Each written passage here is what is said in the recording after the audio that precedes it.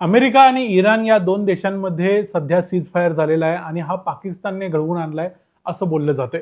पण पाकिस्ताननं हा सीज फायर घडवून आणताना अमेरिकेला एक वेगळा मेसेज दिला, इराणला एक वेगळा मेसेज दिला. त्यामुळं दोन्ही देशांमध्ये एक वाक्यता नाही की कोणत्या मुद्द्यांवरती नक्की चर्चा होणार आहे.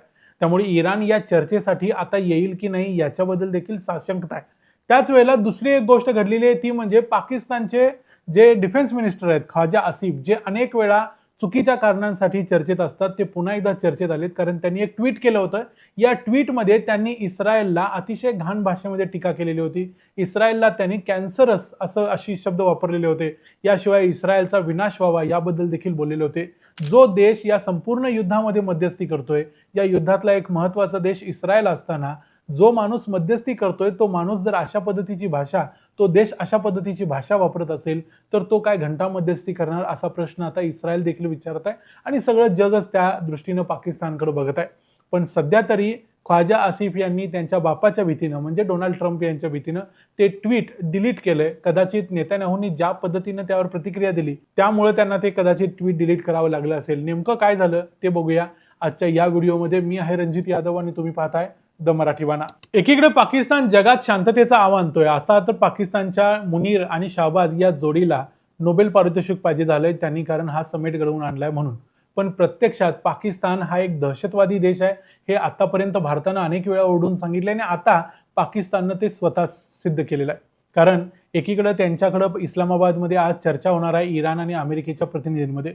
दुसऱ्या बाजूला त्यांचे जे डिफेन्स मिनिस्टर आहेत ख्वाजा आसिफ यांनी इस्रायलबद्दल एक ट्विट केले.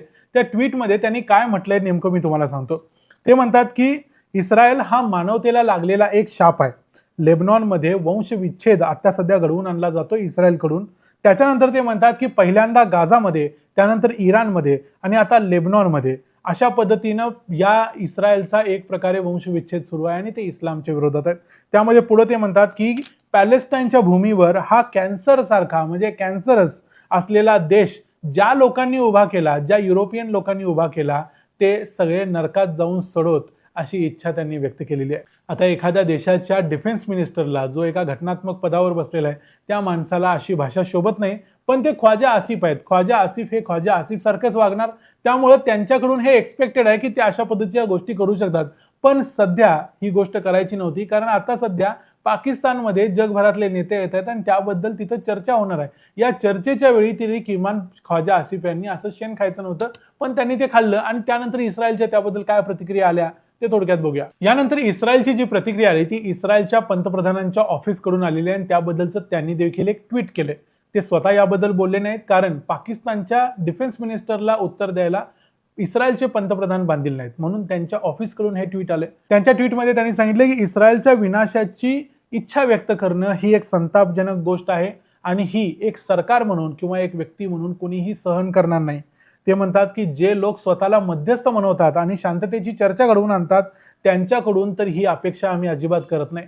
त्यामुळे याला ज्या पद्धतीनं उत्तर द्यायचं ते दिलं जाईल. त्यानंतर इस्रायलचे फॉरेन मिनिस्टर गिडियन सार यांची याबद्दलची प्रतिक्रिया आली. त्यांनी म्हटलं की आम्ही या सगळ्या प्रकरणाकडे अत्यंत सिरियसली बघतो.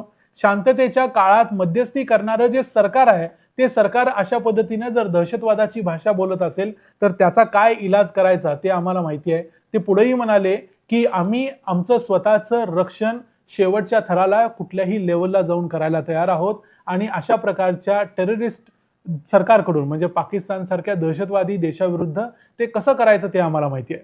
आता इस्रायलकडून दबाव आला, इस्रायलच्या फॉरेन मिनिस्ट्रीकडून, इस्रायलच्या प्राईम मिनिस्टर्सकडून दबाव आल्यानंतर त्यानंतर कदाचित अमेरिकेकडून देखील दबाव आला असेल, कारण ही गोष्ट कुठेही स्पष्टपणे आलेली नाही, कुणीही ट्विट केलेलं नाही. पण हा दबाव अमेरिकेकडून आणि इस्रायलकडून दोन्हीकडून आल्यानंतर ख्वाजा आसिफ यांनी आपलं ट्विट डिलीट केलं आणि ते पसार झाले.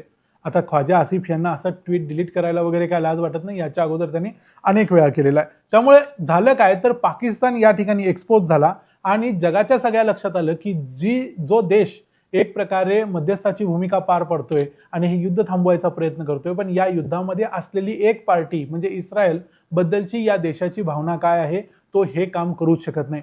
याच्या अगोदर भारतातले जे इस्रायलचे अँबॅसेडर आहेत त्यांचं नाव आहे रुबेन अझार, यांनी सांगितलं होतं की पाकिस्तान हा क्रेडिबल मध्यस्थ असू शकत नाही, म्हणजे एक जबाबदार देश नाही की तो मध्यस्थाचं काम पार पाडू शकेल.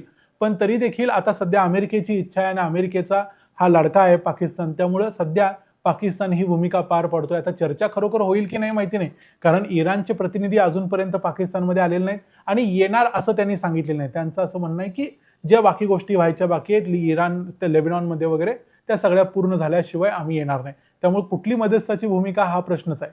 आणि खरं तर पाकिस्तान हा खरोखरचा मध्यस्थ आहे की अमेरिकेनं उभा केलेला खोटा मध्यस्थ आहे, हे देखील अजून कुणाला माहिती नाही. कदाचित फक्त अमेरिकेलाच माहिती असेल. पण मग प्रश्न असा आहे की पाकिस्तान इस्रायलच्या विरोधात एवढी गरळ का ओकते, इस्रायलच्या विरोधात एवढं का आहे? याचं एक कारण असं आहे की पाकिस्तानला माहिती आहे की कधी ना कधी इस्रायल पाकिस्तान विरुद्ध देखील येणार आहे. आता सध्या गाझा झालं, त्यानंतर इराण झाला, लेबनॉन झाला, हे सगळं जरी असलं तरी पाकिस्तानला वाटतं की कधी ना कधी इस्रायल पाकिस्तानच्या विरोधात देखील असंच उतरणार आणि पाकिस्तानचं देखील हेच हाल होणार जे आता इराणचं झालंय किंवा या अगोदर गाझाचं झालंय. त्यामुळे पाकिस्तानच्या मनात ही भीती आहे आणि ती पाकिस्तान बोलून दाखवतोय. पाकिस्तानच्या दृष्टीने इस्रायल नावाचा देश या जगात नाही, ते इस्रायलला त्यांनी मान्यता दिलेली नाही वगैरे. हे सगळं खरं असलं तरी पाकिस्तानला माहिती आहे की इस्रायल हा एक बलशाली देश आहे आणि तो पाकिस्तानला कधी ना कधी याच स्थितीला आणणार आहे ज्या स्थितीमध्ये आज इराण आहे. नेमकं काय घडू शकतं काय घडू शकत नाही ते आपण बघूच, पण सध्या तरी मात्र पाकिस्तानची एक मध्यस्थ म्हणून जी भूमिका आहे ती डाऊटफुल आहे आणि इस्रायलनं आणि अमेरिकेने मिळून पाकिस्तानच्या डिफेन्स मिनिस्टरचे दात घशात घातलेत एवढं आपण म्हणू शकतो. या व्हिडिओमध्ये इथंच थांबूया. हा व्हिडिओ तुम्हाला कसा वाटला ते आम्हाला कमेंट्समध्ये सांगा. व्हिडिओ आवडला असेल तर व्हिडिओला लाईक करा, चॅनलला सबस्क्राईब करा. पुन्हा भेटू पुढच्या व्हिडिओमध्ये. तोपर्यंत पाहत राहा द मराठी बाणा. जय हिंद, जय महाराष्ट्र.